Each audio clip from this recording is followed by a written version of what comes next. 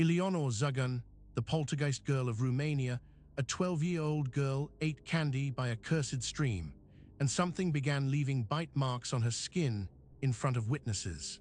Long before the modern era of paranormal investigation, in a remote Romanian village where folklore and daily life remained inseparable, a 12-year-old girl makes a decision that will transform her into one of the most documented cases in the history of supernatural research. The year is 1925. The place is Talpa, a village so small it barely appears on maps of the region. Eleonore Zugun walks along a road near a stream known to the locals, a place her grandmother has warned her about more than once. On this particular day, she finds candy lying on the ground near the water. She picks it up. She eats it. When Eleonore returns home, her grandmother's reaction is immediate and severe. The stream, the old woman tells her, is a place the devil frequents. The candy Eleonore has eaten was the devil's candy. By consuming it, she has invited something into her life that cannot be easily removed.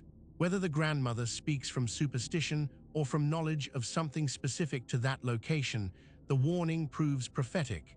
Within days, objects in the Zugun household begin to move on their own. At first, the movements are small. A cup slides across a table. A plate falls from a shelf with no one near it, but the activity escalates quickly. Items fly through the air in Eleonore's presence. Objects appear in one location and reappear in another without anyone moving them. The family is frightened. The neighbors are frightened. In a small village where everyone knows everyone, word spreads rapidly that something unnatural has attached itself to the Zugun girl. The local community does what communities in rural Romania have done for centuries when confronted with the inexplicable. They turn to the church. Eleonore is sent to a monastery where the monks attempt to help her through prayer and ritual. The activity does not stop. Objects continue to move around her. The monks, unable to control or explain what is happening, cannot keep her. She is sent to a psychiatric facility where doctors examine her for mental illness or neurological disorder. They find nothing that explains the physical phenomena occurring in her presence. The objects still move. The girl remains aware, coherent, and frightened. It is at this point that Countess Zoe Wasilko-Sereki hears about the case. The Countess is a Romanian noblewoman with a serious interest in paranormal research, someone who approaches the subject not with superstition, but with a desire to document and understand. She takes Eleonore into her care and brings her to Vienna, where the resources for proper scientific investigation are available. What happens next transforms a tragic local case into an internationally observed phenomenon. In Vienna, under controlled conditions, the phenomena associated with Eleonore Zugun are observed by multiple witnesses from the scientific and academic communities. Objects continue to move in her presence, but it is not the movement of objects that draws the most attention. It is what begins to appear on Eleonore's skin: bite marks, scratch marks, welts that rise and redden as if something invisible is striking her. These marks do not appear when she is alone and claim them later. They appear in front of witnesses, spontaneously, while observers watch her directly. Eleonore gives a name to the entity she believes is responsible. She calls it Dracu, a Romanian word meaning devil or demon. She speaks of it as a presence she can sense, something that communicates with her in ways she cannot fully explain, and something that is deliberately inflicting harm on her body. The researchers document her testimony carefully. They photograph the marks as they appear, and they begin to implement controls to eliminate the possibility that Eleonore is inflicting the marks on herself. Harry Price arrives in Vienna in 1926. Price is one of the most prominent paranormal researchers of his era, a man known equally for his investigation of allegedly haunted locations and for his willingness to expose fraud when he finds it. He has investigated mediums, haunted houses, and claims of supernatural phenomena across Europe. He approaches the Zugun case with the same skeptical rigor he brings to all his work. What he observes challenges his assumptions. During observation sessions, Price has Eleonore's hands held by assistants throughout the entire period. Her arms are restrained. She is positioned so that she cannot reach her own face or neck. And still, the marks appear. Bite marks form on her cheeks while her hands are held away from her body. Scratches appear on her arms while observers confirm she has no way to inflict them herself. Welts rise on her neck in clear view of multiple witnesses. Price documents each occurrence meticulously, noting the time, the witnesses present, and the exact nature of the marks. Bess Houdini, wife of the legendary illusionist Harry Houdini, visits Vienna specifically to witness the phenomena. Houdini himself has spent years exposing fraudulent mediums and debunking supernatural claims. His widow approaches the Zugun case with the same critical eye her late husband would have employed. She observes the sessions.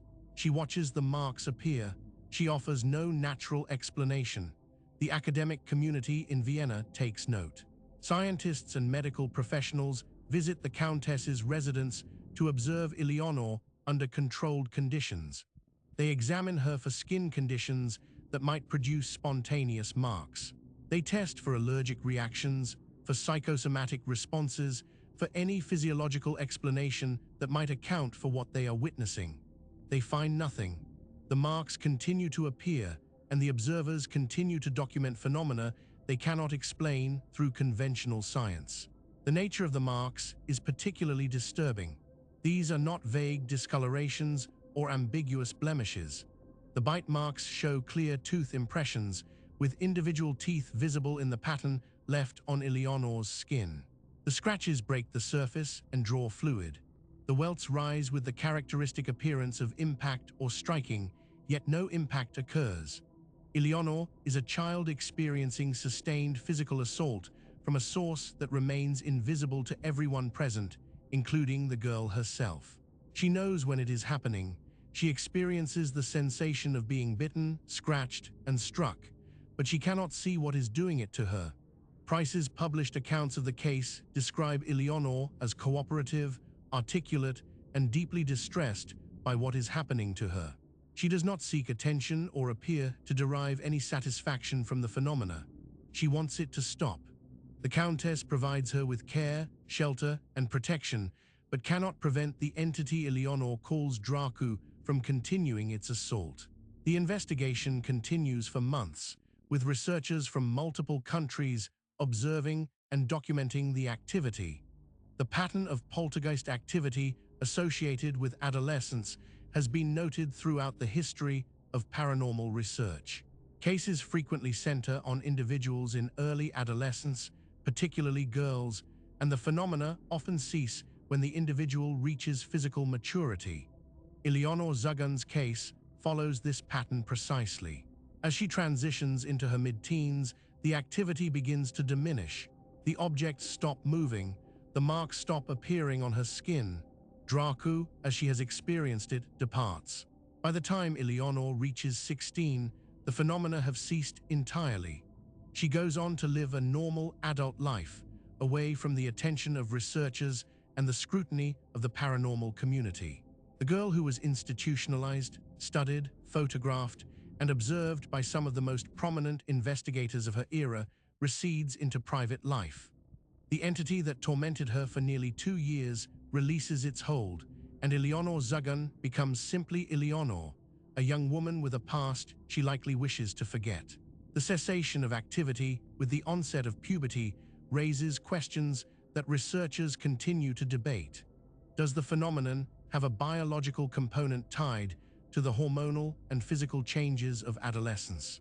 Is there something about the psychological state of individuals in early adolescence that makes them vulnerable to attachment by entities that cannot affect adults in the same way? Or does the entity lose access when the conditions that enabled the initial attachment change? The answers remain elusive, but the pattern is consistent across dozens of documented cases from different cultures and time periods. What remains from the Zugun case is the documentation. Harry Price's published accounts provide detailed testimony from multiple credible witnesses. The photographs taken during observation sessions show marks appearing on Eleonore's skin in real time, with timestamps and witness statements confirming the conditions under which they appeared. The case file includes medical examinations, witness depositions, and correspondence between investigators who traveled to Vienna specifically to observe the phenomena firsthand. The Zugun case stands as one of the most rigorously documented poltergeist investigations of the early 20th century. It involves international investigators, academic observers, and witnesses whose credibility was established in other fields before they ever encountered Eleonore. It includes physical evidence in the form of photographs and medical documentation, and it involves phenomena that were observed under controlled conditions designed specifically to eliminate the possibility of fraud or self-infliction. For skeptics, the case presents significant challenges. The controls implemented by Harry Price, a researcher known for exposing fraud, were specifically designed to prevent the very explanations skeptics would offer. For believers, the case provides compelling evidence that entities capable of inflicting physical harm on human beings exist and can attach themselves to vulnerable individuals under specific circumstances. For researchers, the case remains a subject of study and debate nearly a century after the events occurred. Eleonore Zugun, the girl from Talpa who ate the devil's candy by a stream her grandmother warned her about, became one of the most studied individuals in the history of paranormal research. Her case is taught in courses on anomalous phenomena. Her photographs appear in books on poltergeist activity, and her testimony, preserved in the records of the investigators who documented her ordeal, continues to raise questions about the nature of reality and the boundaries between the physical world and whatever lies beyond it. The stream near Talpa still flows. The village remains small and remote, and somewhere in the archives of paranormal research, the photographs of a 12-year-old girl's skin bearing marks that appeared while witnesses held her hands serve as silent testimony to an experience that defied explanation then and continues to challenge understanding now. If you found this case compelling, subscribe to Vanishing Roads for more documented paranormal investigations from around the world. This story was created with AI assistance based on documented case files. All events reference real investigations and reported incidents.